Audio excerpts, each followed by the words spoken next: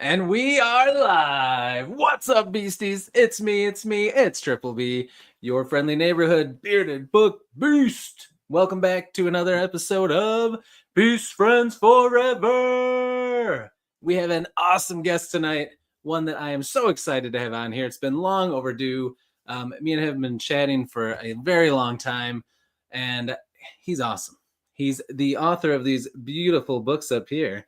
And he is, like I said, the rock star author himself, the death metal author, we could say. And I'm talking about Rob Leigh. What's up, Rob? Hey, how's it going?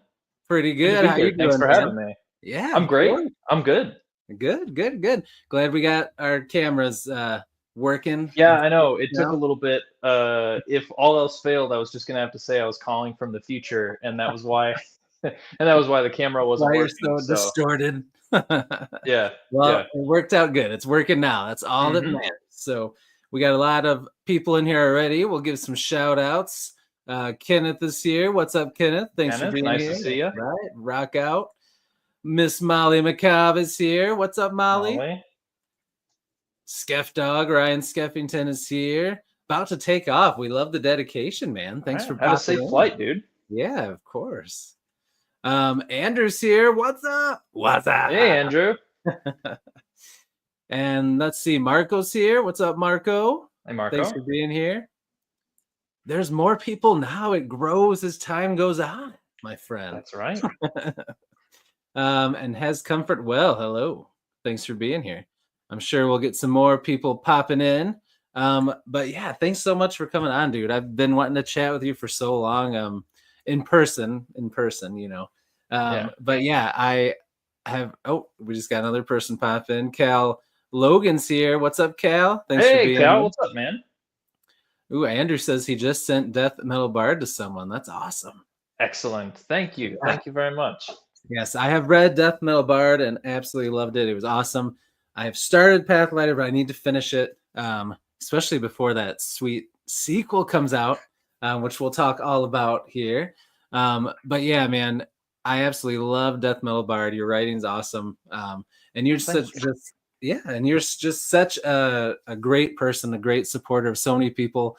You do so many shout outs and just support so many people, including me. So I just want to say thank you that I think you're an awesome part of the community in general, let alone an awesome author.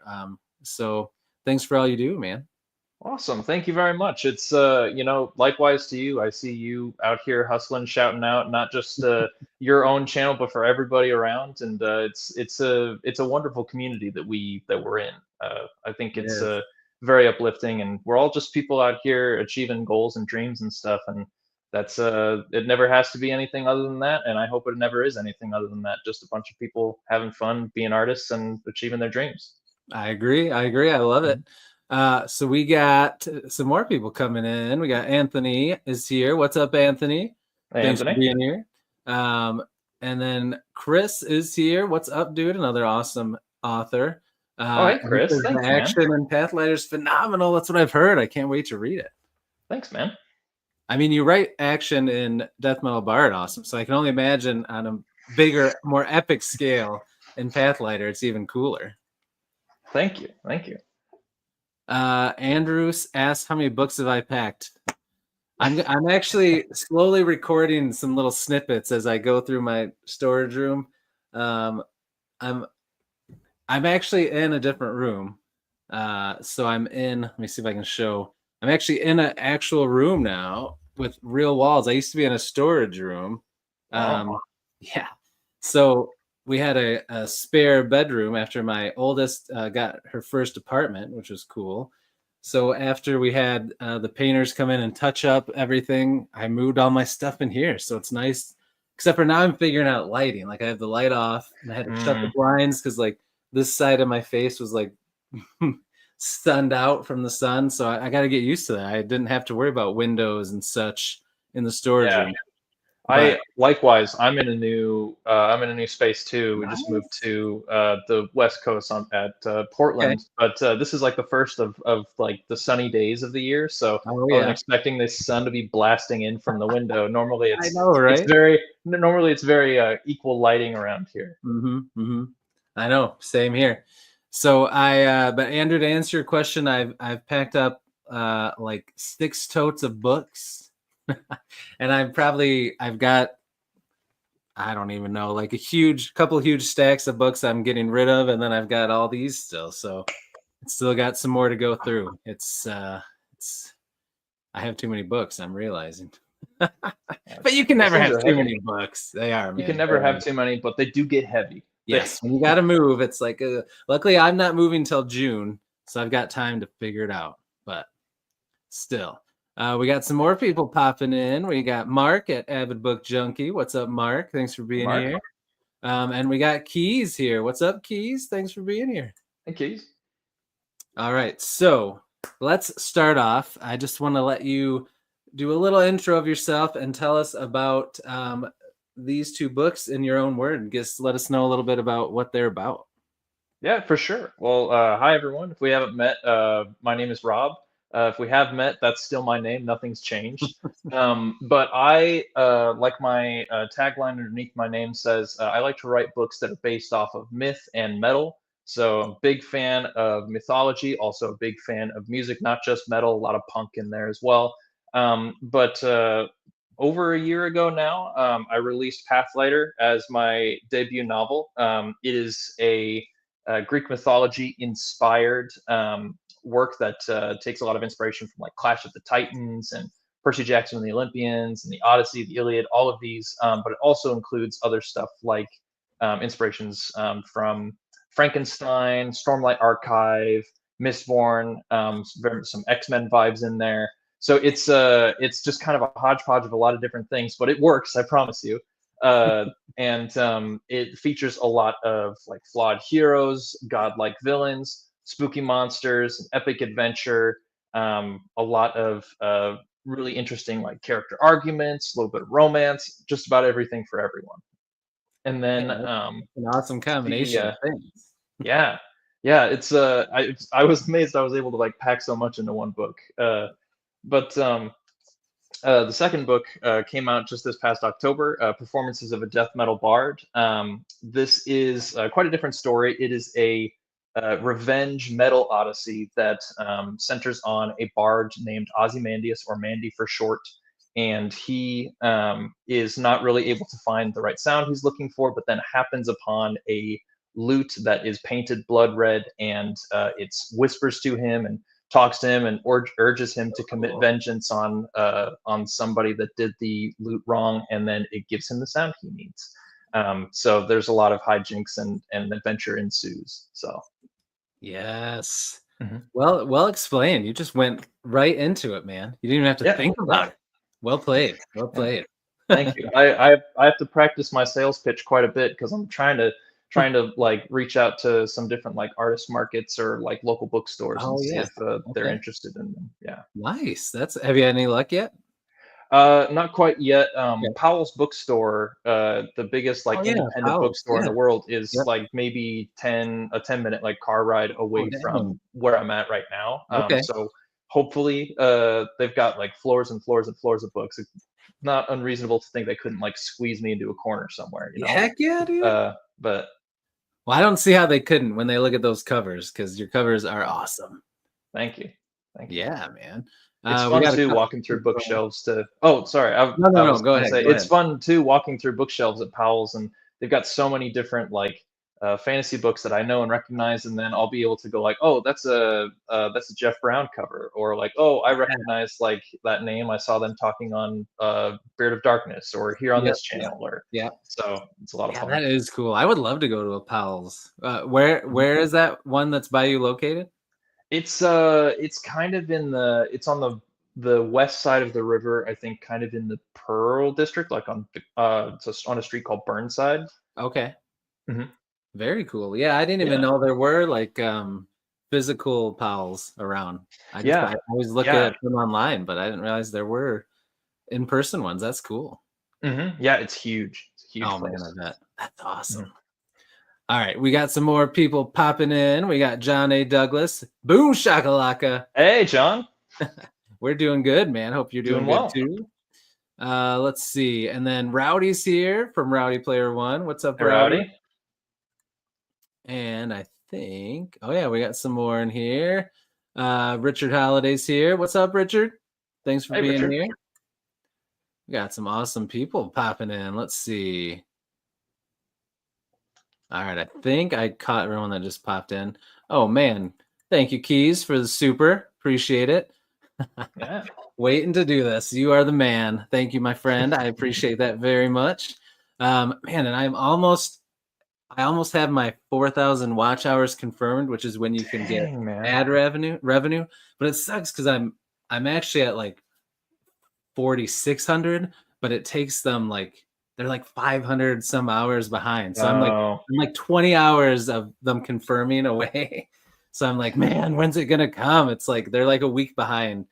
So I don't know. Sometime in the next week it's gonna hit, and then I can get ad revenue, which will be, a couple pennies, but that'll be it'll nice. be fun to Yeah. be like that video I made is making some money. Just like when you put your books out, like I'm sure that first sale was just Yeah. like, yes, Yeah, the best sales are the ones that you can like do in person. Like you pitch the book to somebody, and then you slowly start to win them over, and then yeah, then Yeah. hopefully they like take your book home. So That's right. That's right.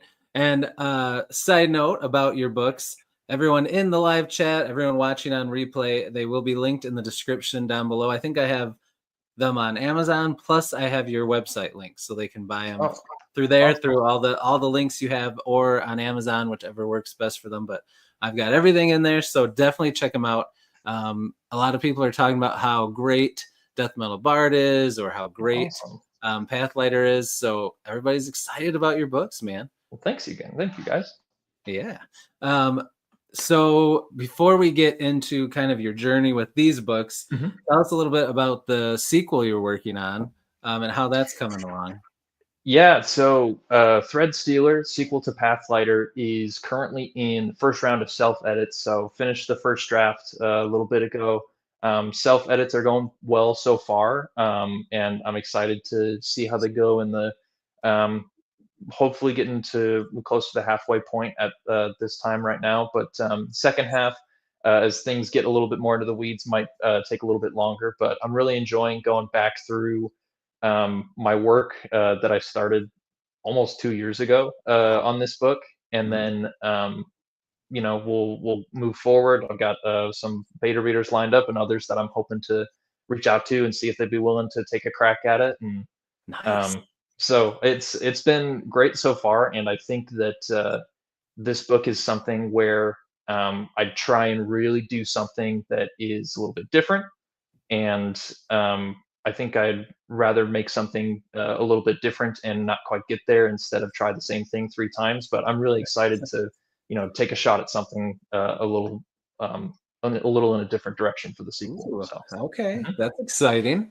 I didn't know Yeah. it was that it was something you were trying something different. That's cool. Mhm. Can't wait till it gets closer so you can tell us more about that. That's exciting. Yeah, yeah, Oh, yeah. absolutely. Very cool. All right, Mhm. now you've mentioned the title on social media and stuff, right? So that's Mhm. not Yeah. hush hush or anything. No, So it's not a hush hush at all. okay, Yeah. tell me a little bit about that title first, and then I want to talk about these titles because you have such cool titles for all your books. Well, So how'd you awesome. come up Thank you, with man. that one? Yeah, so Threadstealer, there is a character in the first Pathlighter book, and I won't go into too much detail, but he is very fond of memories. He calls them threads. And so the second book title, Threadstealer, is kind of a little bit of a play on that. And so that's what I'll say at this point. As we get a little bit further into into the timeline of like when Threadstealer will come out. Maybe I'll give a little bit more info on that. Okay, very Mhm. cool. And then Pathlighter and Death Metal Bar, did you come up with those titles right when you started writing it, or did you write some of it and then those titles came to you? Because I love those titles too. Yeah, I for Pathlighter it was for years and years and years, it was something else. It was like the noun of noun or something like that, Oh, or really? it's like the blank of Oh, A yeah, and yeah, yeah. B or something Yep, like yep. that. And I don't know, it didn't roll quite very well in my head. Right. Yeah. And so I was like looking at all the different titles of people in the book and all of the different like nicknames of gods and heroes and stuff. And so I just kind of slapped one onto the file name, and then I sent it off to a couple beta readers, and I was like, "What do you think of this title? Do you think it's good enough to stay, or should I Mhm. put something else with it?" But they liked it and it stuck, and I couldn't imagine it being anything else now. Oh, yeah, no, it Um, fits, and it looks sweet mhm. on that cover. Looks Oh, snap. awesome! Thank you, thank you. And Death Metal Bard, I knew that I wanted it to be like something that said Death Metal Bard, but I think the performances of really took shape as I was like writing it, Mhm. because it takes place over four separate like smaller vignette stories. And so I separated those and called them performances instead of chapters, and so that's kind of where that came from. Yeah, nice. Mhm. Yeah, I liked how you did that. That was cool. I Yeah, agree. thanks. Um, we had somebody else pop in here. Author J.R. Carell's here. What's up, J.R.? Hey, Thanks for being how's here, it going? man. Um, John said that the titles came to you in a heavy metal dream. That's right. They did. They totally Uh, did. oh yeah, yeah.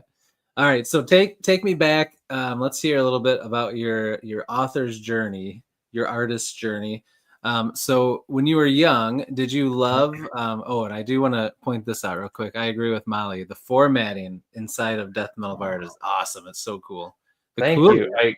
Thank you. It was quite a bit of work to put it together because Canva and Atticus sometimes don't gel very Oh well. yeah, But I had a lot of inspiration from Adrian Gibson and Mushroom Blues. If oh anyone's read that book, the yeah. interior of that book is just Mhm. absolutely beautiful. I'm in Yep, awe of I agree. Adrian's formatting skills every time I look at it because he did that himself. That's He did the crazy. inside himself, which is crazy. It Hmm. was really really good.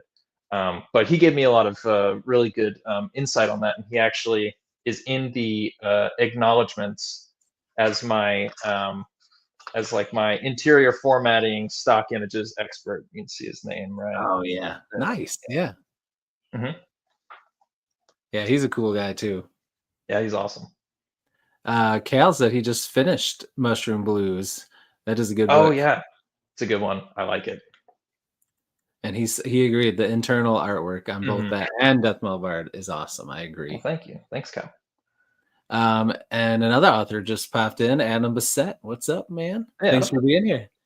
All right, so take us back to when you were just a wee little Rob. Did you? When did you start being interested in writing? Obviously, you probably. What were some of the things you read as a kid that kind of inspired you to get into fantasy? And then just talk about your writing journey. Like, when did you start getting into writing? And then when did you start writing Pathlighter and all of that kind of stuff? Let's talk about that. Yeah, it's kind of crazy because I remember a lot of like being read to when I was little. Like, of Mhm. course, there were like the children's picture books and everything. And then when I was a little bit older, probably like like 7 or something like that, Okay. my mom started reading Harry Potter books to me and my Nice. siblings Yep. when I was a kid, and so I really kind of got the bug for like a good story Mhm. when I was that young, and that was around the same time that my dad showed me Lord of the Rings, the Nice. movie. Yeah. And for like the next couple years, I thought that Lord of the Rings was completely real. I thought it was like a documentary because you had that Kate Blanchett Oh, man. Yeah. voiceover at the beginning. I'm like, oh my god, this like really happened. Man, you Uh, were living in quite a world for a I while there. know, I was, I was, and my parents are still living with the consequences of that to this day. But it was those two things I think that really got me interested in storytelling. That Mhm. and like seeing Star Wars and Oh, yeah. other like big blockbuster movies at that time. Um, and so those were really formative. And as I grew up and started like reading other stuff, I'd read like Roald Dahl. I'd read Percy Jackson was a big Oh, one. nice. I read Frankenstein when I was in middle school. I read Jaws when I was in middle school. So a Oh, lot of nice. those really just kind of like spurred my enthusiasm for a good story. And that was Mhm. also around the time where I first started coming up with the idea for Pathlighter, which Oh, was like wow. kind of my Okay. own variations on like Greek myths. I'm like, oh, well, this Greek myth is cool, but what if Mhm. this happened? Or what if this Yeah. went this way? Or what if like, what if Percy Jackson was more about this and less about this? And Mhm. um, that's kind of where I was like, oh, well, what if I just wrote my own thing? And then years and years passed, like over 10 years. And then finally, Pathlighter was released in 2023. So, Wow. So, mhm. okay. Very cool. Very nice. Now, when you started writing it, when did you think that you were going to go kind of the indie published route? Or did you think that you were going to try to go traditional at first, or how did all that go? Yeah, um, I think for a while, I didn't even think about what publishing it would like mean or entail, or life kind of took a front seat. And so Yeah. once I was done with high school and went into college, I didn't really think about it. And then after I graduated like a little less than a year before the pandemic hit. And so at that point, I was like, well, I'm left with all this time and not a whole lot of stuff to fill it. So I pulled the dusty manuscript out and was just kind of looking at it and go, oh, this works, this doesn't work. Oh, this Mhm. definitely reads like a 14-year-old wrote it or something like that. Yeah. and then uh, and then eventually I was able to put something together that I was like really happy with. And then I had this whole huge thing. I'm like, well, I put all this time into it. What do I do with it now? Mhm. And so I did send out some requests or some queries for traditionally published or some Mhm. like smaller like indie Yeah. publishers. Yeah. And I think at that point I was like, I don't want to just be sending out query letters every day for like the next 5 years waiting for this to be done. And so I really dove into research on how self-publishing works with videos from different Oh, YouTubers, yeah. and it really all came together really well. And it was it was a big learning curve, and there were definitely some things I would do differently. But I think that far and away, indie was the way to go. Yeah. I was able to set my own terms on how much creativity I was willing to like retain in this, how much license. I was able to seek out my own cover artists. I was able to seek out my own editors, like Mhm. all of that stuff. And I was able to set my own like budget and everything too. So it was just it was a really good experience and a really good learning experience too, I think, for me. Nice. Mhm. Yeah. I mean, we're all glad that you did it the way you did it because it worked out pretty Yeah. well, I think. Oh, thank you.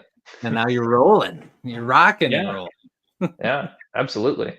Yeah. All right. We got a couple more people that popped in. I want to shout out. Timothy Wolf is here. What's up, Hey, Timothy? Timothy. What's up, Beastie? Um, and then the other John Stevenson is here. Thanks for being here, John. We appreciate it. Um, so tell me about that cover for Pathlighter. How did that all come about? How did you find your cover artist? And then how did the communication go? Did you have that scene picked out? Did you just give them some info and they kind of came up with it? How did that all happen? Yeah.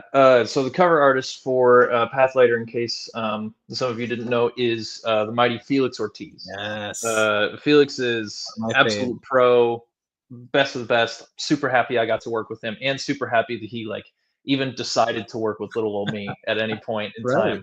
time. But I he was fairly easy to reach out to. I reached out to him on ArtStation, where I was able to see his portfolio, see his range, and was really really loving his style. And Mhm. so at that time, I reached out to him, and our conversations right away were like super super professional, super awesome, and we were just able to bounce ideas off of each other. And I sent him like some ideas for like a couple scenes that might lend well to a book cover, and he eventually was like, well, I like this scene, I like this scene, here's some things we could do for those two. And it really just kind of fell together. So it's just kind of a scene from the beginning of the book with some other elements put into like kind of up the drama. So Okay. and I'm excited. I'm working with him again sometime this year on the Threadstealer cover too. So I'm really really excited to get into that because I've got a pretty fun image for what it's going to look like. Ooh. Okay, I wonder. I was gonna ask if you were gonna use him again for the second book. So that's awesome, Oh, man. absolutely, Ah, absolutely. that's so Yeah. cool. That's Mhm.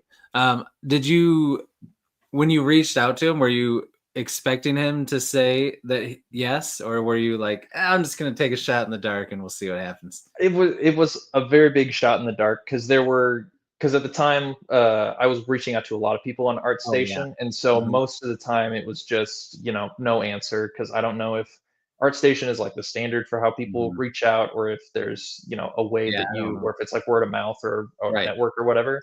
Mhm. But Felix reached out very quickly after that, and I was very lucky that he was looking at his ArtStation that day or something like that. Um, but yeah, it was such a good experience, and I'm so happy that that's how it went.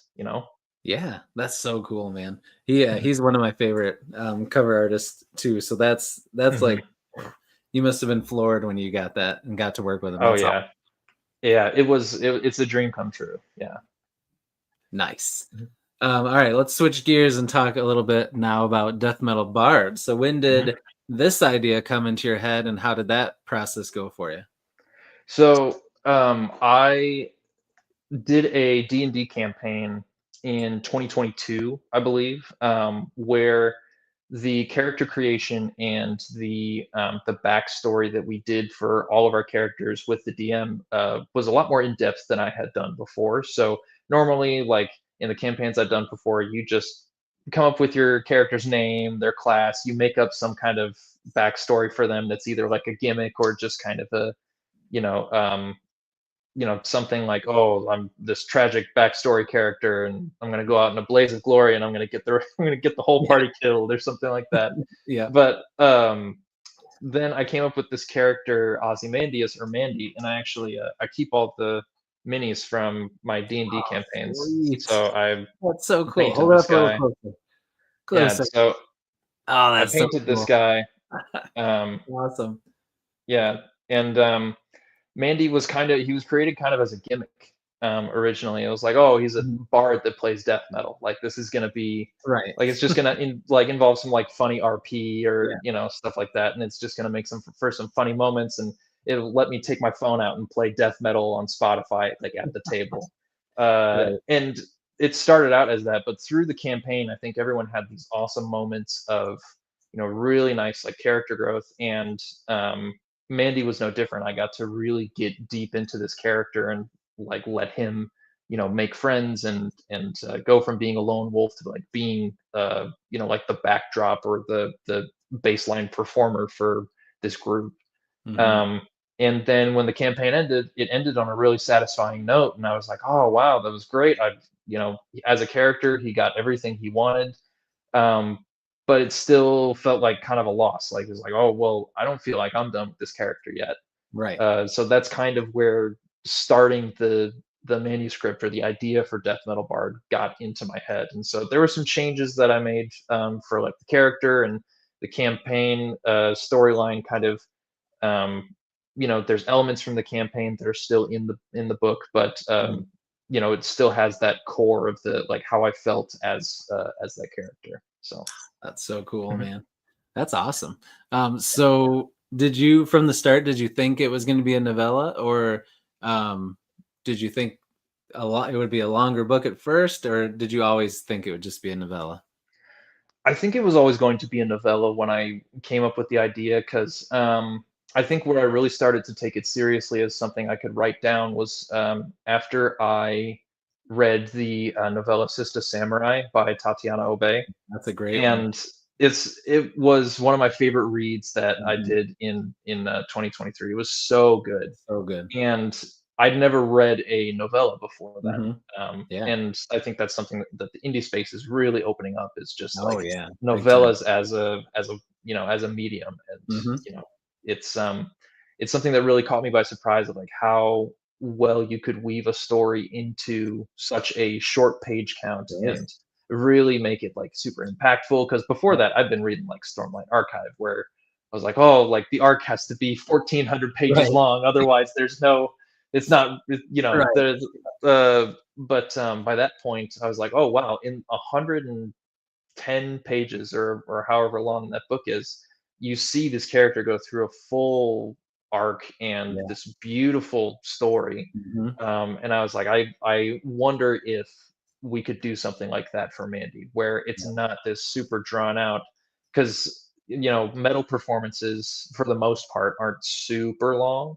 Right. Um, especially some, like they can burn themselves out. Like, you spend a lot of energy. So Yeah. Oh, yeah. I didn't want to do the thing that like some bands do, where they like perform for too long and then they get Yeah. tired out on Right. stage or something Yep. like that. So that's kind of why I chose a novella, and I think it worked really well. Very nice. I agree. I Mhm. think it was awesome. Um, let me see. We had another somebody pop in, author Jason Stigliano. Hey, Jason. Um, and he liked your model, which I think Oh, that is pretty thanks. cool to paint your own. That's awesome. Yeah. Um, and I just wanted to show you this. Timothy said Death Metal Bard is a brilliant concept. I Thank you, Timothy. agree. Thank you. And then John agreed that Sister Samurai is very good. Oh, I agree. it's amazing, dude. And I don't know. I know that beta readers have gotten the sequel now. She sent out I heard the there was a sequel sequel. Yeah, to beta readers, so I'm that's so excited. cool. I'm excited I for that know. sequel to come Uh, out. and what a cover on that one too, right? Oh, Oh yeah, there's another Felix Ortiz cover actually. yeah. I was gonna say that's Yeah. Felix Ortiz too, right? Yeah, that's what I thought. Hmm. Very Beautiful, cool. beautiful cover.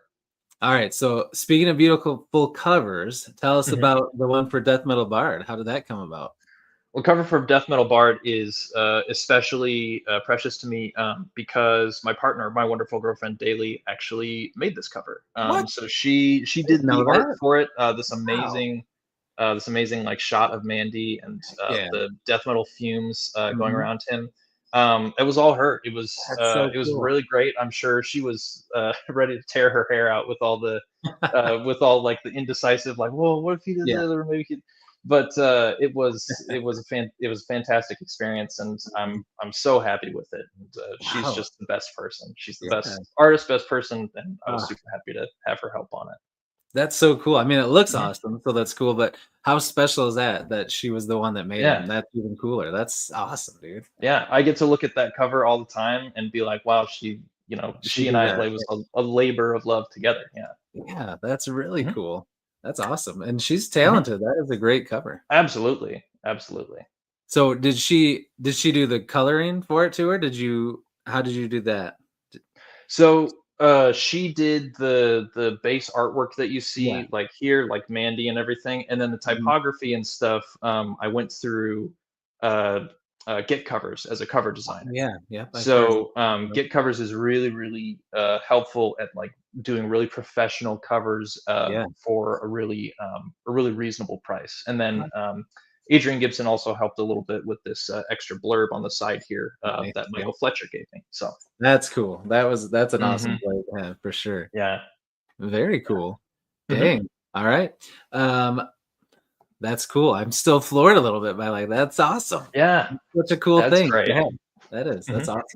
awesome. All right. So you have Pathlighter, you have Death Metal Mhm. Bard, then you have the sequel to Pathlighter that's in the works. Mhm. So what? So first, are you ever going to go back to the world of Death Metal Bard?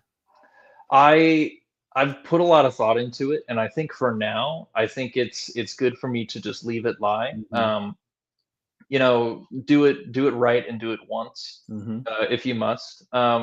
That being said, there's still other stuff from the campaign that I was Oh like, yeah. oh well, it could fit into a sequel if I wanted. Hmm. But until I have something really solid, until I really find something that I think, okay, it's time to bring him back, then I think I'm good with it just being a standalone. Because stories are meant to have an end, and Right. so I don't want to be one of those authors or shows that like doesn't know when to quit. So Right.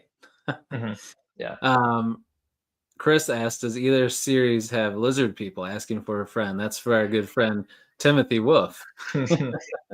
They don't have lizard people. I don't think there were lizard people in the campaign. That said, it's only loosely based off the campaign, so it could You it never could know. happen. Yeah. That's right. Mhm, Oh man. So Pathlighter, mhm, are you thinking that's going to be like a trilogy or mhm. maybe more than 3 books? Yeah, so it's going to be a trilogy, so Pathlighter trilogy. There'll be Pathlighter, Threadstealer, and then the third book. Hmm. And if I decide, then there might be like a short story or like a Okay. novella that's like Nice. supplementary, kind of like Yeah. Z.S. Diamani does Yeah. with Yep. Stone and Sky. Yep. But for now, I'm thinking just the 3 books, and then if there's anything I want to expand on, it's always there. And then there's also, there's a possibility to come back to that world later. I think, just like Joe Abercrombie did with his First Law trilogy, and then I Hmm. believe Age of Madness is a sequel Yep. trilogy to that. Yep. So, Yep. Yeah. mhm. Yeah, that was my next question was, I mean, I know you're not even done with the sequel yet, and then you got the Mhm. third book to do. But Yeah. do you have something else like totally different that you're thinking you want to do next, or are you thinking of Mhm. staying in that world and telling different stories? I think after the trilogy's done, I might let that world breathe for a Hmm. little bit and just leave and be satisfied with having a trilogy done. That Yeah. being said, I definitely feel like there's the possibility of coming back to it, just like with Death Metal Bard. Yep. But there are also like other ideas that I've got swimming around, or Nice. multiple Google Docs of like notes and stuff for Oh yeah, I for bet. different stuff that's in the works, or just noodling around up in my brain. Very cool. Awesome. Mhm. Shane Boyce just popped in. Sup, Hey Shane? Shane, what's up? Thanks for being here. Another awesome dude. Mhm. Um, okay, so my next stuff I like to talk about your writing process. So I got a Mhm. couple questions first, and then we're going to talk a lot about music because I feel like that's just a Absolutely. big thing for you that I So want to down. talk about with you. So down. All right. So first up, when you're writing, do you Mhm. consider yourself, there's a plotter and there's a pantser. It's a big Mhm. spectrum. Do you feel like you're like right in the middle, or do you cheat one way or the other when you write a book? Um, I think I'm more on the plotter's side, Okay. but you still got to leave a little bit of room for growth in there. Hmm. It's kind of like a D&D campaign. You don't want to railroad the party. You want to Right. leave some room for improvisation in there. I think I was watching an interview with Justin Lee Anderson on Beard of Darkness's Oh yeah. show, and he described it as putting down wayposts for I like that. your characters reach your waypost, and then you reassess and you go, okay, what is this character thinking? What is this character Hmm. thinking? Like, what is their goal? How close are they to achieving that? And that sort of guides the story while still keeping the skeleton. And that also gives you some opportunity to change it if you feel like it should go in a different direction, or it could go in a better direction.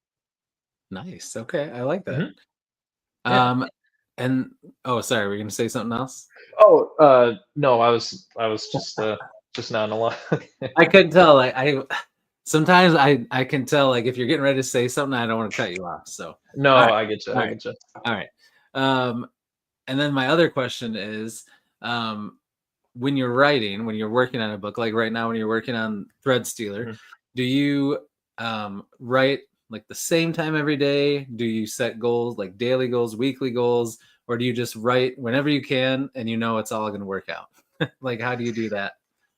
I think it's been a lot of different things over the course of writing it, because with Pathlighter, it was just like you don't really keep track of it. You don't really keep a pace or any kind of goal, because this is your first book ever. You Mhm. just you're just Right. writing to write, Yep. and Yep. you don't keep Yep. track of it. Plus, it's a pandemic, so I can write for like 8 hours, you Right. know, uh, Yeah. and that's totally fine because I don't have anything else to do. Right. Um, with Death Metal Bard and Threadstealer, it's definitely been just kind of a write whenever you can. Don't set like a word goal for a week, but kind of have an outline of how many total words you want the Okay. manuscript to be. So Death Metal Bard, I knew I kind of wanted it to be around like 35,000 words. Okay. And then Thread Stealer, I was like anywhere between 150 and 170. And the rough draft came out around 165,000 Wow. words. Yeah. So Pretty cool. um, I think as long as I just kind of know the general word count, and then also have an idea of like, okay, when the story's done, it's done, and then that's Right. that's it. But don't worry about like the word count in the moment, like your word quota or whatever. It's otherwise it's just it gets to be more of a job than a hobby, and Oh you yeah. start to get a little burnt out. Yeah. So You don't want to be hate writing, right? yeah, exactly. It's because then you're not happy with what you're writing, and then you come back to it and you're not happy with it, and you Right. gotta change it all. It's Yep. best to let it happen organically, but also, you gotta have some discipline there. It's like, okay, well, Hmm. I'm really gonna devote some time to writing, and then if I get 200 words or 2,000 or 5,000 words done, then that was a good day. I got words on the page. Right. Yep. Yep. Mhm. I agree. Got to give a shout out to Brian Wilson that just popped in. What's Hey, up, Brian. Brian? Thanks for making it, man. We appreciate it. Yeah. I'm Brian's having got a him on. release of his own coming up soon. I'm I so know. excited for that book, Yes. dude. Yeah, I'm having him on right around the time that comes out to shout out about it. I'm running out of time to catch up though. I read Oh yeah. the novella, which was really good, but I got to read the two Mhm. books so that I'm ready to go. Yeah. Yeah, I finished book 2, like, I wanted to read book 2 early this year specifically because I knew that book 3 was gonna come out soon, so Mhm. I wanna be all caught up. Yes. Yep, yep, and he's Mhm. got beautiful covers too, like the colors on Oh, them and yeah. everything. Awesome. Gorgeous covers. The Yep. the newest cover, that reveal was so crisp. It Oh was yeah, it I was. love the red on that, it's so good. Yep, and he Mhm. says, "My pleasure, big time Robbie fan." Thanks, Who Brian. isn't? Oh man. All right. So now let's talk about some music. So first question Mhm. is when you're writing, do you listen to music? And if you do, can it have lyrics to it, or do you listen to like instrumental? Or do you not listen to music at all when you write? That's a really good question. For Pathlighter, it can't have lyrics to it. Mhm. Okay. For any of the Pathlighter books, can't have lyrics Yeah. to it. It's normally just like I pull up the like Game of Thrones, Clash of the Nice. Titans soundtracks. I pull up Yeah. like other like Castlevania soundtracks, Oh, nice. all sorts of different stuff. Mhm. Pull it from a bunch of different people. Ramin Djawadi is probably my favorite. He's the guy who does the Oh, nice. score for Game of Thrones and Yeah, yeah, yeah. Clash Mhm. of the Titans and a bunch of different movies. Yep. Um, but for Death Metal Bard, there were some songs where I was able to listen to songs with lyrics. But the great part about death metal is that like a lot of times you can't really pick out what they're saying. The vocalist Right. is much more of like a they're not even front and center sometimes. Like Yeah. sometimes they're more of a background instrument or it's meant to blend into like the whole. Right. Um, and so in that way, I was able to kind of like just listen to the tapestry of music as a whole and write Oh, the that's cool. words. Uh-huh. But I don't know if something like that would have worked for Pathlighter. Yeah. Yeah, that makes Mhm. sense. Yeah. Very cool. All right. So, all right. So hit me with it. Let's talk a little bit about music. I feel like music is a big part of your life. Obviously, Oh an yeah. inspiration for your writing and stuff, but take me Mhm. back. Like, I want to hear about some of your favorite bands. I want to know if you were in a band. I want to know when you first started like listening to music, playing music. Give it to us. Give it all to us. Let's hear it. All right. Well, we might be here a while. That's all right. We Um, got time. but my parents were big time music listeners. Like my dad's a huge fan of like Rush and Foo Fighters, Red Hot Foo Chili Peppers, Fighters. like Oh, nice. 311, bunch of Nice. different bands Yeah. that have like a lot of technicality in them because Mhm. he's maybe the most talented musician I've ever met. Wow, that's cool. And he's like a drummer. He plays like guitar, bass guitar, Wow. piano, and he's Oh, able to geez. play by ear. Like he and I, neither of us read music. We both really like play by ear. He can read What? music, but Yeah. he's able to like listen to something and then just like pick it Just up in play it. like maybe 30 minutes or something like That's that. awesome. Absolutely crazy. Yeah. And my mom also is a big music listener. She especially loves like 90s rock, 90s punk because they were Nice. both like in college in the Oh, 90s. yeah. Mhm. But my mom is a big Green Day fan, Oh, nice. and when I was like 7, like a lot of these formative things happened when I was like around Mhm. 7 years old. Uh, when I was like in second grade, my mom was taking my sister and I to school. I was Mhm. like just kind of listening to some boring like talk radio like show or something like that. Yeah. And then all of a sudden, this song came on that was loud. It demanded not to be ignored. It was energetic. It sounded super adult, but Mhm. also like really lively and youthful. And that was the first time I ever heard American Idiot. Oh, Um, nice. and so I didn't know that Green Day had like this whole like career of music before American Idiot, because I had never Right. heard of Green Day before American Yeah, Idiot yeah, came yeah. out. And so I like was humming it all day, and then like got home and I like, what is this song? And my mom was like, oh, this is Green Day. And I go, can I listen to more? And they were both just like, no. It's like, You're no, you 7 years can't. old. Yeah, you're 7. You can't listen to this. This is entirely like there's too much swearing in that for you. So Oh, yeah. long time after that, I eventually like got like an iPod Nano, and I was like, Nice. as soon as I was able to listen to music like that, I like, downloaded every bit I could. And it turned out like that my parents had been playing a lot of like Green Day, Red Hot Chili Peppers, Lenny Kravitz, like all of these artists from the time that I could crawl, and they were Wow. basically just like exposing me to the music, but Yeah. not necessarily to the language, and Right. Yeah. that was huge because I'd listen to songs and be like, "Well, I've heard this before," and then kind of like helped me connect with my parents in that way too. Um, That's really cool. so yeah, and so as time went on, as I kind of got into high school, I developed my own tastes. I discovered Mhm. like All Time Low and Chunk No Captain Chunk and some other like easy core like punk bands that were becoming big in the early Yeah. 2010s. And then I came across Chunk No Captain Chunk was a big one, and then Beartooth was another one that really got me into more like hardcore, like metal core and stuff like that. And from there, it was just like it was a slippery slope. Like I love like basically almost all forms of metal at this point. It's Oh, just man. it's such a deep genre, and I absolutely love how like weird people are able to get with it, or how crazy or berserk they're able to go. Yeah. It's the everyman genre. Everyone can find something that Mhm. they love. That's true. Getting some love for Beartooth in here. Molly and Cal. Absolutely. Yep. That Yep. Warp Tour. oh, yeah. I think Warp Tour was a big like exposure point for me, because that was where I saw a lot of these places for the a Oh, lot of these yeah, bands for the first time. Yeah. for sure. And Brian says, "Not knowing Green Day was before American Idiot just made me feel old." I hear you, man. How old are you, Rob? I am 28. I was gonna say, I thought you Mhm. when I was piecing together when you were 7, and I'm like, "Man, he's pretty young." Like, I mean, I Yeah, knew you were young, but uh yeah, I mean my joints tell me I'm not, but I you know, it's it's something where I feel like I'm one of those people that like are deemed an old soul. Like I like a lot of stuff from like yeah. the 90s and early 2000s. Mhm, So maybe I mhm. was born just a little too late, but I really I really like a lot Something of like stuff that. from the 90s especially. So I think Oh, man, there's some 90s. ideas for a story that take place in like the 90s, or have a lot of Yep, like 90s culture ingrained in it. for sure. Oh, yeah. Mhm. Yeah, I mean, I just last week, I just turned 42, so you Wow. are just Well, a happy young belated birthday. yeah, thank you, my friend. Hmm. So yeah, 90s, that's where it was at, man. Yeah. It's crazy though, now I think back and it used to feel like 90s wasn't that long ago, and I'm like, "Geez, Hmm. that's 30 years ago." Hmm. That's crazy. Hmm.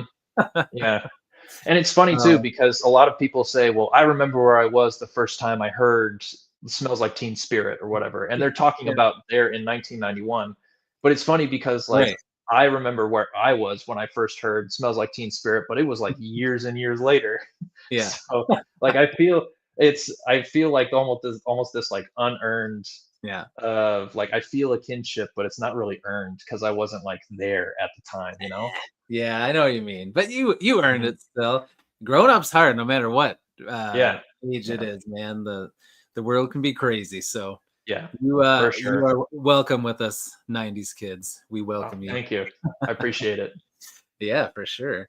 So where were you when you heard that song? You said you were I moved. was I was in my parents' basement, and my dad had this stereo system that he would like it went through like giant speakers that he would play the drums to.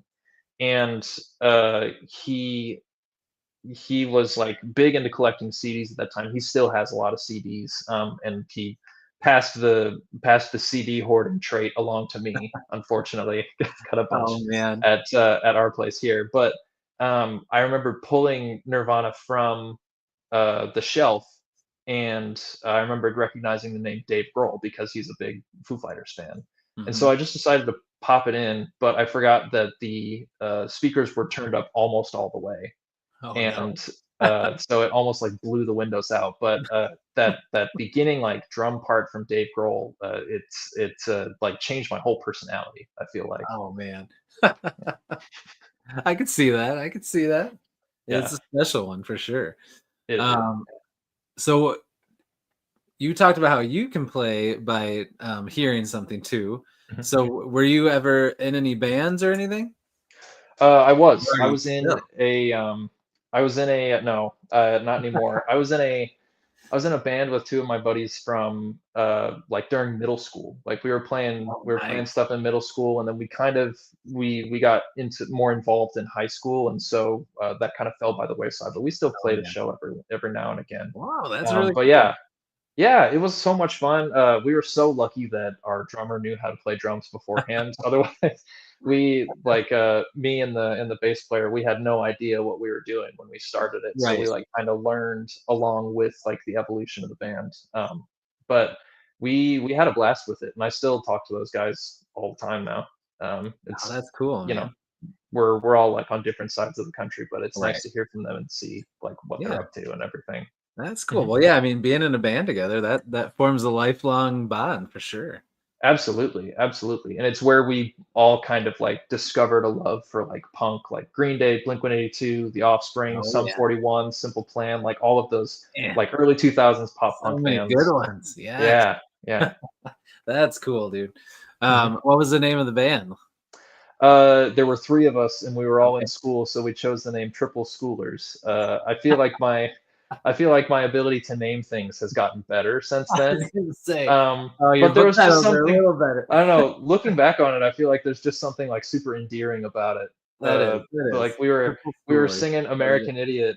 We were all like we were singing a song basically down with George Bush when we were like in middle school. So, Right. it's yeah. But we Oh, have like a shared playlist of all the songs we used to play because we were a cover band oh yeah. on Right. Right. Spotify. So we just have like a shared playlist of all the songs we used to play. So if I That's want a cool. nostalgia trip, I'll just pull that up. Oh yeah. Just pull it up. Mhm. That's awesome, man. Uh, so so music is obviously a Mhm. huge part of your life.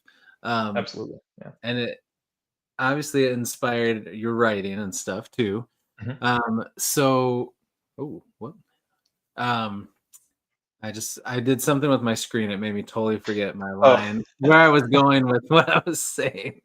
Um, I don't know. I don't know. Anyway, I'll backtrack because I forgot what I was oh going to yeah. say. But so, what instruments can you play? I can play a little bit guitar, a little bit of bass guitar because some skills translate, and then some drums. I'm like the okayest at all three of those. Um, just because I don't, Hey just man, being I okay at all yeah, three, that's pretty I took guitar lessons when I was in like middle school and high school, but then awesome. graduated and all that stuff. I'd love to take them up again. Yeah. And then obviously living in an apartment, you can't really have a drum set. Mm, But true. um, but I still like play my dad's drum set every time I go visit them or something. Oh, So nice. it helps me keep the fix. And then I'll drum on my steering wheel all the time when I'm in the car. So that helps too. Nice. Mhm. Now, did you ever play? Oh gosh, is it just called Rockstar, the game? Oh yeah. What is it? We didn't have Guitar Hero. We had Yeah, Rock Our Band. Hero, not Rockstar. Uh, Yeah.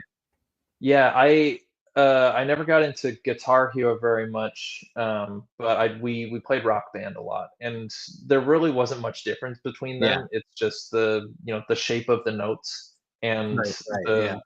the sometimes the song selection. But there were some metal songs in Rock Band that I ended up really enjoying, like some Yeah. Avenged Sevenfold, Metallica, Mastodon. So maybe that had a bigger influence than I thought. Yeah. That's awesome. Yeah, that was a fun game. Um, Mhm. all right. All right. So let's switch gears for a little bit. Hmm. We're coming up on 54 minutes. Hmm. Are you okay if we go a little bit past an hour? Or do you have like a hard stop? You got something to do? No, I've got the afternoon. All right, sweet. Bards and Books is here. What's up, my friend? Hey, what's up, Uzman? That's right. Rock Band was very good for the drums. Hmm. I enjoyed it, but it did not teach me how to play the drums. That is still something I do not know how to do. Oh man, that's awesome though. I didn't know he could play the drums. That's cool. Yeah, Um, that's awesome, dude. all right, so first we're gonna do a little brain break, and Hmm. then I have some questions for us to get to know you outside of your writing and music. Hmm. So be ready for Awesome. that. But what I All right. normally do to kind of break things up is I do the 1 minute mystery cards. Now All right. the last All couple we've right. had have been kind of duds, so hopefully we get a good one today. But Okay. so what it is there's a card that describes a case, a Hmm. mystery, and Yep. then I'll read through it, I'll tell you the mystery, and then you and the chat can work together to try to solve it. And then there's All some right. clues, and like every clue is like a little more obvious as we go through them. So Okay. we'll see if you want clues or if you need clues. But I have 3 of them here. We'll say 1, 2, 3. Pick a number 1 through 3. Which one you want? I'm gonna go with number 3. All right. Did I say this was 3 or 1? You said that that was 1, and then the other one was 3. Okay, good. Yep. That's what I thought. All right, let me make sure this is one we haven't done yet. This one's not too bad. We'll do that. We'll do this one. We'll do this one. We'll Okay. see if we can figure out. It's not as hard as some of the ones we've had have been. All right. So you ready? Ready for this? Let's do it. All right. Let's go chat. Chat, help out Rob if you think you know what it is. All right, here's the case. It says Courtney and Mike sit down to dinner in a nice restaurant that Okay. serves food they really enjoy. They place their orders and enjoy their soup while waiting for the main course. When the waiter brings their meal, they notice that the meat is extremely uncooked, but they proceed to have a wonderful meal anyway. Why don't Courtney and Mike care that their meat is not cooked? That's the mystery. So the mystery is what food are they eating and why don't they care that it's uncooked? What food are they eating? Um, I mean, I know I love a good plate of sushi, so that you know. Oh, they have ordered All right, sushi. there we go. They ordered like miso soup or something like that, or Yeah, it doesn't maybe. really say anything else. Just says sushi. I don't know about the soup. It said their soup contained chopped scallions. So Okay, yeah. I probably like I don't know. Is that usually egg drop soup or something? I don't know. I think it could be egg drop, but miso soup I think has Miso, chopped they put the scallions in scallions in there. it, and then Yeah, I think so. It's got mushrooms yeah, and probably. and Yeah, you're right. yeah. Yeah, Hmm. I love sushi too. I used to just get sushi at like like the grocery store or at Yeah. like a Chinese buffet place, and then I found like a real sushi place and went, and I was like, dang, that's way better. It's so good. So yeah, sushi is delicious. Yeah. There's a All right, place well, that I used to go to that they give you chimichurri to like dip your oh, sushi in. Oh, so okay, good. It was that sounds delicious. good. Oh Yeah. man, Yeah. yeah, I don't think I've ever dipped it in anything other than like the soy sauce or sometimes the wasabi, but it's got a little Oh bit yeah. too much of a kick for me sometimes, depending on where it's Yep. at. But very cool, nicely done. That was quick. Thank you. Thank Yeah, you. nicely done. All right, so I got a few questions about some of your favorite things so we can get to know Cool. you a little bit better. So, first one is what is your favorite color? Favorite color is turquoise. Ooh, turquoise. Very Mm-hmm. nice. Yep. Well, I guess there's a little turquoise on Metal Bar, that blue on the bottom, a Mm-hmm. little bit. There is. And then one of my favorite characters in Pathlighter has turquoise eyes. So Ooh, nice. Okay. that's part of it too. I don't know. There's just something about like that, like nice blue green of like like the ocean coming in. Yeah, So I like it. yeah. Very cool. I like it. hmm I agree. All right. What is your favorite food? Peanut butter, hands down. Peanut butter. Go through a jar of that in like Nice. a Just week and straight a up half. with a spoon. Just go to town on it. Usually has to be with something like Okay. I'm big about like chopping up an apple and then scooping up the peanut butter Ooh, with the yeah. slices. That's good. That is good. That is good. Yep, I yep. like that too. Now, crunchy or creamy, or is it smooth? Either I think same thing. However you want to talk about it. I'm a big proponent of like Jif Creamy. I won't eat Yeah. anything other than that. That's like my Really? only like hardline brand loyalty. Yeah. Yeah. There were I a didn't. couple years ago where like there was a salmonella scare, and so they Mm. recalled a bunch of Jif, and I didn't eat peanut butter for like maybe 4 months Oh man. because Jif didn't go back on the shelf. Like that's how committed. Like Jif or nothing. Isn't that That's one of how their yeah. taglines? Yeah, Jif or nothing. I'm so committed to Jif as a brand that yeah. It is the superior peanut butter. I'd agree with you. Yes, yes. None of this Yeah. Skippy nonsense. Nothing. No Skippy. No way. Yeah. I do like some Jif crunchy though. I like the Yeah. smooth better, hmm but it is good sometimes. Very Yep. nice. All right. So then do you like peanut butter and jelly sandwiches Oh then? yeah. Yep. Nice. I like most types of jam with it too. I know that Okay. some people are like, like I don't like grape jam, Oh yeah. but I like strawberry jam. hmm I'm good with just about anything. I think. Oh yeah. hmm Nice. Nice. Very good. Do you toast your bread or no? No, I think that the soft bread with like the crust around it, that's the part that like I enjoy. So Yes. I will eat peanut butter toast sometimes though. Oh But yeah. It's good on mhm, toast. I mhm, agree. mhm.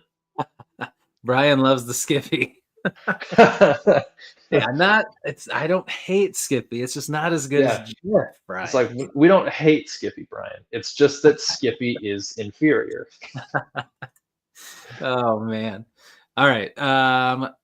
What's something besides writing and music? You're good at both of those things. What's another talent or hobby that you have that we may not know about, or something that you're good at that we might not know about?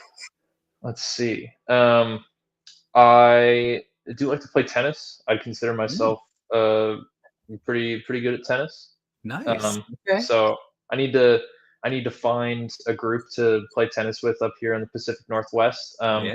Everyone's pickleball nowadays. I was Like gonna say pickleball is the one pickleball is that the big everyone's. thing. Yeah. Yep, that's the one that everyone's really into. But Mhm. and it's not bad. I don't hate Yeah. pickleball, but tennis is a lot of fun. So. Yeah, that's cool, man. mhm. Did you play tennis like in school or anything, or you just picked it up Yeah. after? Okay, Yeah, I played tennis in high school, nice. and we had a really good team. Luckily, like it was more just like the top three players on the team really kind of carried the rest of us. So we had some successful seasons out there. Nice. But one of my former band members was actually our star player on the tennis team. Wow. So Okay. known the guy forever, and he's like a phenomenal tennis player. Wow. Okay. hmm That's cool. Nice. Yeah. Did he go on and like play in college or anything like that? Or He did, yeah. wow. He went and Okay. played for I can't remember. I think it was like Luther College in Iowa. Mm, okay. Um, super good tennis school, and I think he still Hey. plays to this day. Wow. Good for him. hmm That's awesome. Yeah, Yeah, I'm yeah. sure if you like looked up like on something, I'm sure there's so you could find like a local tennis group or something, or people that Yeah, knew that can yeah. play if you wanted to. That's pretty I'm cool. sure. I'm sure I could. So what's your the best part of your game? Like serve or um backhand, forehand? I don't Definitely not my serve. Uh, probably probably my baseline game. I don't think that okay. I don't think once I get up to the net, I feel like I always implode. So it's more of a mental thing than anything. Serve Okay. is okay. Yeah. If I can get past the first couple hits on the baseline, then I feel pretty good. But if it goes up to the net, then all bets are off. I might not I might Who not knows come out what's of the in point the winner. Oh, that's cool, man. Yeah, I like tennis too. I think it's fun. I'm Mhm. not very good at it, but I do think it's fun. It's a lot of Uh, fun to watch, actually. I know yeah, that I it's was just gonna a ask lot of if like you watch it. it's a lot of hitting back and forth, and Mhm. I don't really know too many of the names in like the pro tennis circuit right Right. now, but Mhm. it's fun. I mean, at the elite level, it's fun to watch anything, you Yeah. know. Oh, yeah. Watching people that are really at the top of their game for sure. Yeah. Of course, yeah. Vivian's here. What's up, Vivian? She Hey, agrees Vivian, that tennis is fun. it It is. is. You'll have to Philip Chase is a big tennis player. Really? Yeah, he's All really right. good. Yeah, he really enjoys tennis. So someday you guys will have to sanction a That's right. Rob versus Philip tennis match someday, and we can all be there to cheer you guys on. Awesome. I'm looking forward to it. There we go.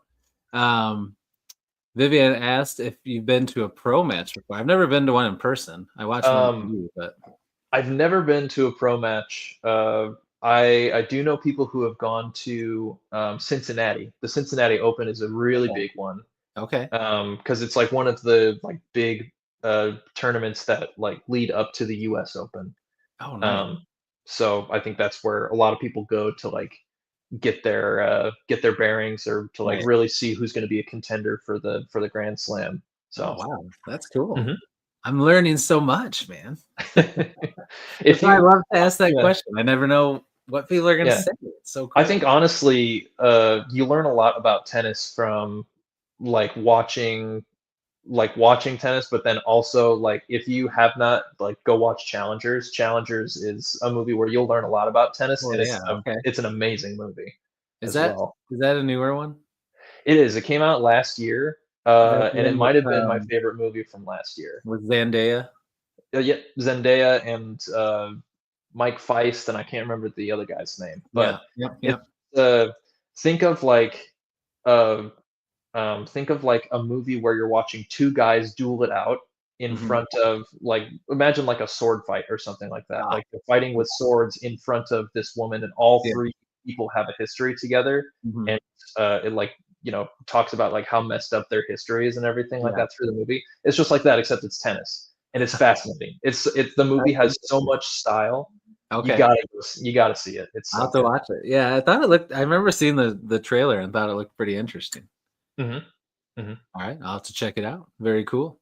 All right, so we talked about music and books and stuff. Hmm.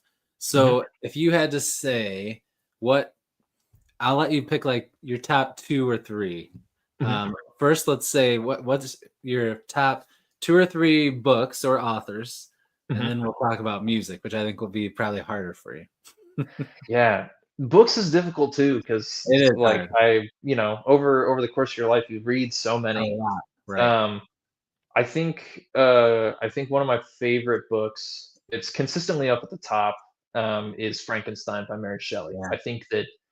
I think that book, it has so much depth and so much nuance, and Mhm. it's such a simple concept too of a guy trying to play God brings this creature to life and then Yeah. abandons the creature, and the creature like takes revenge. Yeah. It's such a and there's so many really awesome lines from there. There's actually a line from Frankenstein that I'm planning to put as like an epigraph on the Nice. Threadstealer copy. So Very I cool. won't spoil what it's going to be, but I think it's one that lends pretty well. And um, it takes some inspiration from Greek mythology as well. And it was written by Mary Shelley over like the course of a weekend or something like that, is as like a story writing competition with like a bunch of other people. So crazy. Yeah, it was insane. She published it when she was 19. It's something that continues to influence popular culture to Right. this day. Yeah. Guillermo del Toro has a movie adaptation of Frankenstein coming out like either this year or next Ah, year, and that's I'm sweet. gonna be so there for it. I can't wait. Yeah. Yep. Yeah. I agree. So Frankenstein, huge inspiration. Love that book. Try to reread it every few years. Mhm. Um, I think that even though they're YA, I think just because of the impact they had on me, I think Percy Jackson, those books Nice. are really big for me. Those are up Mhm. on my Mount Rushmore Yeah. of good books. The Stand by Stephen King. Oh, I yeah. know Aaron Payne, Bibliotheory. He Yep. just had the best experience with that book, and I'm so glad he did. It's one of my Yeah. favorite books ever. Um, and then Words of Radiance by Brandon Oh yeah, Sanderson. I nice. think that one really it really invigorated me to like start taking writing seriously again. Mhm. And so absolutely love that book. I'll go back and like read key passages from it all the time just to Oh like wow. hype myself up, you know. Yep, yep. Mhm. That's cool. Those are some heavy hitters, man. That's an awesome Yeah, bunch of yeah. books. Some long books in there. Some Yeah, really long books. there's Yeah. some big ones. The Stand and yeah, Words of Yeah. Radiance, huge books, Yep. yeah, but very good. Mhm. Um, Mhm. How about you? What are some of your favorites? Man, well, so I haven't read Words of Radiance yet. I read Way of Kings actually just a couple months ago. It's an Um, awesome book. and Yeah. yeah, so I'm excited to read that one because I know everybody talks about how great that one is. So that's Mhm. coming up soon. But but yeah, man, I actually like I went probably like when I was young, I read um like Harry Potter and Mhm. Percy Jackson, and then I read Lord of the Rings. Probably was too young to like really read it and Mhm. understand it, but I loved the movies. Read a lot of the Star Wars books, but then I didn't read a lot for a long time. Like once I started Mhm. having kids and stuff, I read like I would read every year when the Dresden Files book would come out, and I would Yeah. read Repairman Jack, a series. I don't know if you've heard of that one, Mhm. but I I would don't read think so, no. yeah, I'd read that book when it would come out every year, but then I didn't read much else, and I got way behind on stuff. And then a few years ago, when I found BookTube, I really Mhm. started getting back into fantasy. So I have a lot of catching up to do. But Mhm. two of the series that really got me back into reading were First Law by Joe Abercrombie. So I Oh, love yeah. all those books, and then Red Rising by Pierce Brown. So I love all those books too.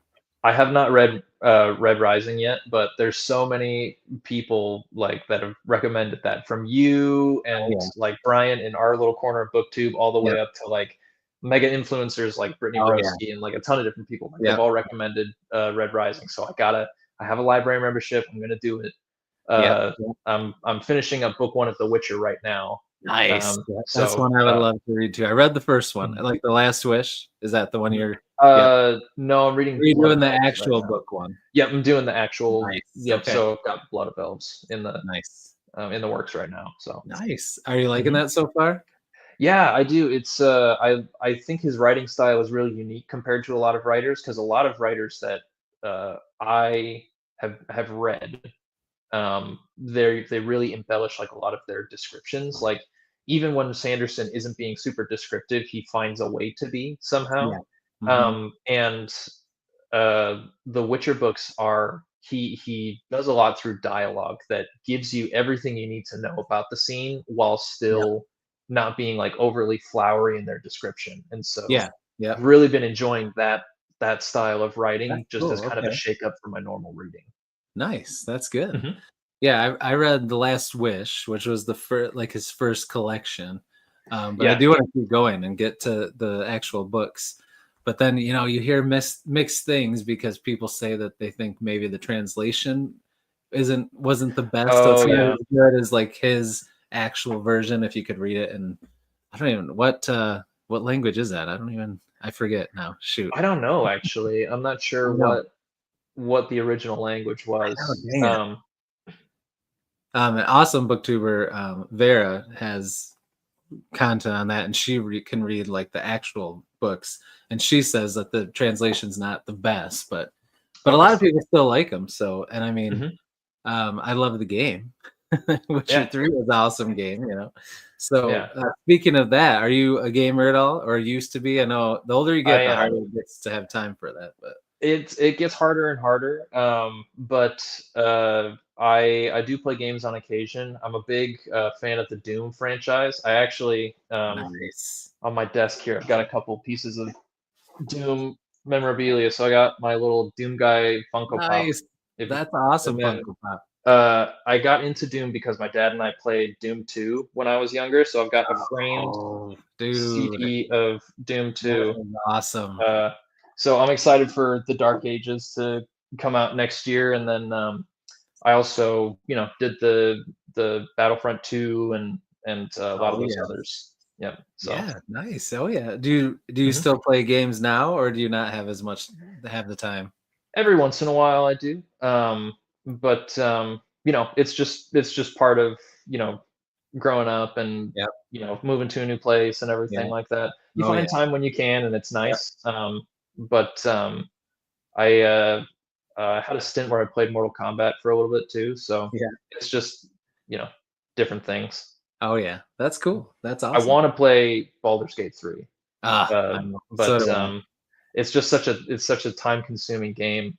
I know. It's like Um, one of those ones where when you get into it, it's just gonna like it's suck gonna all suck your up all your time. time. Yeah. Yeah. Yeah, no, I I'll know. play Same thing. Lethal Company with my brother every once in a while because Oh, he nice. lives in Nebraska and I'm out here, so Yeah. I'll play Lethal Company with him, and so it'll be nice to just like kind of catch up and then also play a goofy game. So Yeah. That's cool. That's a fun way to connect with people that are far away, yeah, for yeah, sure. absolutely. See, Molly knows. She says BG3 is a trap. You'll never stop. What's your class of choice, Molly? Are you I'm getting like a maybe like a rogue vibe or um possibly Oh yeah, that's um true. What? because Mandy was a bard slash sorcerer when I played him in the Ooh, campaign. nice. Hmm. That's a good choice. That is a good choice. Yeah, sorcerer is so nice to like multi-class with stuff because then you Oh, can. yeah. She says rogue. There we go. You called it. Nicely done. All right. So music, all that Hmm. awesome music you talked about. What would you say would be like your top three bands, musicians, Ooh, um, albums, songs, however you want to do it? Just tell us some of your yeah, favorite. I won't make you that's narrow it down that much. yeah, that's crazy. Uh oh. Oh no, Rob, you're freezing up on me. Is he freezing up Uh-oh. for everybody else, or can you guys hear him okay? You guys hear me better now? Now I can hear you good. All right, awesome. I think we just had a blip. Oh man. There we Okay. go. Um, there's a YouTuber out there called Cosmonaut Variety Hour, Okay. and he like a lot of people ask him what his favorite movie is, and he says that it's hard to like have like a straight up favorite, and so he has like a Mount Rushmore, Okay. where some like movies or whatever might be up there, some will stay up there, some might slide off after a time, Mhm. others might get put up there. So if I had to choose a Mount Rushmore of bands, Yeah. I'd say up there would be Mastodon, the heavy metal band out of Georgia. Right. Absolutely love Mastodon. Could listen to them all day long. They've never put out a bad album. Um, Another one would be Bad Religion. I'm actually wearing a Bad Religion shirt right Oh, now. nice. That's a Um, cool shirt. yeah, yeah. They're like an OG punk band. Like they've shaped the landscape for years and years and years. Like if you ask people like The Offspring or Blink 182 or Green Day, of like Bad Oh, wow. Religion is usually like a core inspiration for them. So they're working on a new album now, and they're gonna be out in Bend, Oregon, sometime soon. But it's like 3 hours away from Portland, and it's on Ooh. like a weeknight, so I don't think I'm gonna be Oh, able to make. man. You got to figure it out. I know, I know. So those two, I think that I think Opeth is another one. They're a heavy metal band from Sweden, Oh, wow. Okay. and their songs are like 13, 14 minutes long each. Oh, But dang. they're so I don't know, they're so cool. They go through like all these different movements. It's like an Wow. orchestral piece, but a metal song. That is cool. Um, and then I think Sum 41 is a big one too, just Mm-hmm. because they've always towed that line between metal and pop punk that Yeah. I think Yeah. really kind of helped me to like make that make that leap. Yeah. Um, and then I'm trying to look at some. I have like a bunch of like posters hung up in front of me. Oh, nice. Um, but I also think that I think one of the new ones that I've recently gotten into is called Wister. It's spelled WSTR.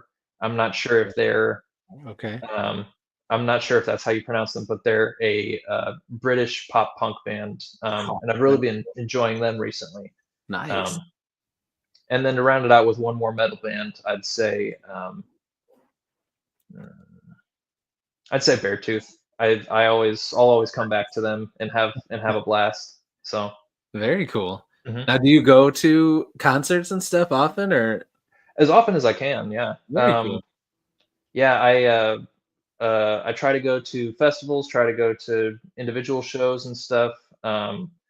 And there's like a nice like punk scene up here in the Pacific Northwest because of like Cool. Seattle and everything and Yeah, Portland. So yeah. I'm looking forward to a bunch more shows to pop up through the course of the year. Um, but yeah, I absolutely love a good mosh pit. Love jumping up and down. Love being in a huge crowd and having your ears blown out. There's nothing else like it. It's awesome. That is cool, man. That's awesome. Mhm. Does your significant other, does she like the same kind of music you do? We have a little bit of blend sometimes. Okay. I think for some metal bands like Rage Against the Machine, I think she and I both enjoy that. She and I both enjoy some Beartooth on occasion. Nice. Um, we both love Chappell Roan, Sabrina Carpenter. We both really like their music. Um, there's also Queen Latifah. We both like Queen Latifah. That's awesome. Some good gangster rap in there. Yeah. Oh yeah. So there's some overlap, but as far as like going to metal shows or punk Yeah. shows, She's not getting in the mosh that pit with you. no, that's not really as much her scene. But I mean, we went to a punk show last year, and we had a lot of fun. But we were kind of like up a little bit further, so we could Okay. see the band better when we were Oh like yeah, down yeah, in yeah. the pit. Um, Okay. You got to make but some yeah, concessions if you go with her. You got to get exactly. out of the Well, pit. we went to a Chapel Roan show where we were basically like in a huge mosh pit that couldn't move anywhere. Like we were all just Jeez. like everyone was just like crammed into this field in the middle of Council Bluffs, Iowa.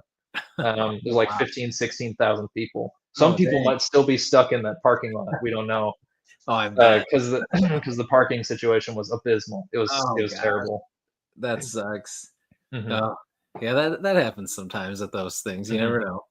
Yeah, but it's good for the Experience. experience. Like you Yep. go and then you can like look back on it and go, oh, that was a great show. The parking lot was terrible, but I'm still glad we went. All that stuff. Yep. Yep. Mhm. I agree with what Molly says here. Death Metal Bard's festival performance is the best. Yes, Oh, awesome! Thanks, I Molly. agree. I based that off of Warped Tour and this festival that I actually have some stuff hung up from. So this is Download Nice. Festival. Oh, It's that's a cool. it's a festival that takes place in the UK every year. And a Oh buddy of wow. mine in 2023 went to the 20th anniversary show. So it was 4 whole days. Metallica headlined 2 of them, Oh and dang. then we had Bring Me the Horizon headline another. Slipknot had the last day, but we also Oh had like other dang. bands like Ghost, 3 Days Grace, Evanescence, Oh wow. Bad Religion, Simple Plan, like just a ton. That's And wild. it That's quite a was lineup. I know it was crazy. That's cool. We woke up like at 11 every single day, and then got there at like noon, and then spent the entire day just like thrashing and moshing, and then we got back to the hotel at like midnight, and then just did the whole thing again for another 3 days. Oh, dang. Um, I bet you're so exhausted it was by the great. time it's done, even though it was awesome. It was awesome. I definitely got some good sleep on the train and the plane back. Oh, I bet, man. hmm Oh, here's another good nugget from Molly. She said it's not a good show unless you're covered in other people's sweat. Exactly. Maybe someone like throws a beer up in the air, and Right. Oh then yeah. yeah, someone throws a beer, and then you smell like beer. Uh, Liquid Nice. Death kept me alive for 4 straight days. I think if not for Liquid Death, Oh man, I would have liquid died of dehydration. Uh, liquid death kept you alive. That's good. That's good. it did. Oh man. All right. So music, video games. What about like movies and TV shows? What are some of your favorites, or what are some that kind of have inspired your writing? We talked about books that did, but Mhm. what are some movies and TV shows that you love, but also maybe that inspired some of your writing? Yeah, I think that there have definitely been some movies that inspired my writing. Lord of the Rings, Honestly, Fellowship of the Ring, one of my favorite movies ever. Ever so like good. it's the best one. It's the best Lord of the Rings movie. and it's the most D&D of any like Oh movie I've yeah. ever seen. Yeah. Movies have been trying to emulate it for years. They've been Mhm, trying to mhm. copy it for years, and all have failed. Um, and so that one is a big one. Yep. Clash of the Titans, both the Yeah. 1984 one and the 2010 one. Okay. Absolutely love those. Just because they're goofy, they're like over the top, but they're also just there's something fun about them. Oh yeah. I love The World's End, with Oh Simon Pegg yeah. and Nick I love Frost. that It's the movie. Yeah. the third one in the Yep. Cornetto trilogy. I Yep. think it's the best one out of those three. That's That not is very usually a good. very popular opinion. Yeah. And then I also love Alien. Alien's a Oh uh, yeah. big Nice. movie inspiration. Mhm. But then shows would be like Community. Community's Oh big. yeah. Yeah. Good And one. then like Castlevania, Mhm. Brotherhood, Full Metal Alchemist Brotherhood, One Punch Man. Yeah. A lot of Nice. shows like those. Okay. Nice. Now, Yeah. do you read any manga or comics or anything since you mentioned those? I've been reading Black Clover, Oh, um, nice. That's one I want to but read. it's I, uh it's such a long. I don't it's know very long. their publication schedule right Yeah. now. They're in their last arc, I'm pretty sure. Oh wow. Okay. But it's taking a little while for issues to come out, so I'm really just kind of like checking the Shonen Jump app every Yeah.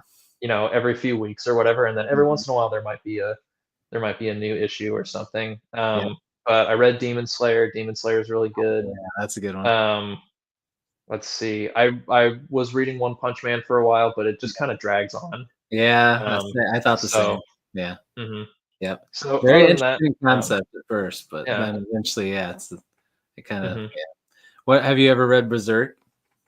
I've never read Berserk. I know I need to. I know a lot of people like Caden Love, who you know. He is a big fan of Berserk. Yeah, it's so So good. I need to get in on that. Yeah. Very hmm cool. All Yeah. right.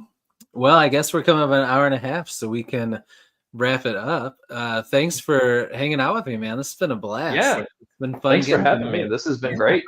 Yeah, and I would love to have you on again when Threadstealer is getting close to coming out. So, or Yeah. anything, but definitely Yeah. then. I'd love to help you promote and shout out when that's getting ready to come out. That'd be fun. Yeah. That'd be fantastic, man. I'd love to. All right, cool. Um, so I'll give you the floor. Is there anything that you want to say before we sign off here? Um, well, you got the links to all my stuff below. You can find me on Yeah. Instagram. You can find me on Twitter. I post pretty regularly for updates as far Mhm. as like publishing and everything like that. And do my best to highlight author friends. I know members of our Break-Ins author family like Brian and Caden Love have books coming out soon. Mhm. Yeah. And I'm just excited to continue another year in this indie space. I've been kind of in it for a couple of years now, so um, it's just we're just plugging away. Heck yeah, man. Yeah. Awesome. Well, thank you, chat. You guys were an awesome chat. We Yeah, appreciate it. thank you, everybody. Yes, you guys were fantastic. And thank you again, Rob. You're awesome, dude. Even just what you did when I gave you the floor, shouting out other people. Like, you are an amazing person, a great part of this community, and we all appreciate you, my friend. And we're Awesome. Thank excited you, for man. all the things you have coming. So Yeah, thank likewise. Likewise. I'm excited you. for your move. Good luck with everything, and Yeah, thanks, man. make sure you don't pack the boxes too tightly with books. Make sure you give yourself some Yeah, leeway, and I'm I'm learning excited that. for Yep. yeah, and I'm excited for your channel growth going forward. Thanks, man. I appreciate it. hmm All right. So before I go, I'm going to start something new. I got this this little box of quotes. So I just took this hmm one right off the top, and I think All right. it's a good one. A little, as Brian Bell says, one for the road here. hmm So this is from Winston Churchill. Said, "Success is not final. Failure is not fatal. It is the courage to continue that counts." So there we go. I agree. All right, everybody. Have a great night. I will be back here. Right now, I'm supposed to be back Thursday night with Jacob Minton, who is John at Talking Stories' son. He's going to be on. I haven't got confirmation, so hopefully he still will be, but that's the plan. And then Saturday, I don't know if he's still in here, but I will be having Rowdy from Rowdy Player One on. So it should be a fun week. All right, everybody, go buy Rob's books. Check them out. Follow him on social media. And everybody have a great night until I see you in the next one. As I always say, devour your TBRs, be brave, be beautiful to one another, and be beastly. We'll see you guys. Take it easy.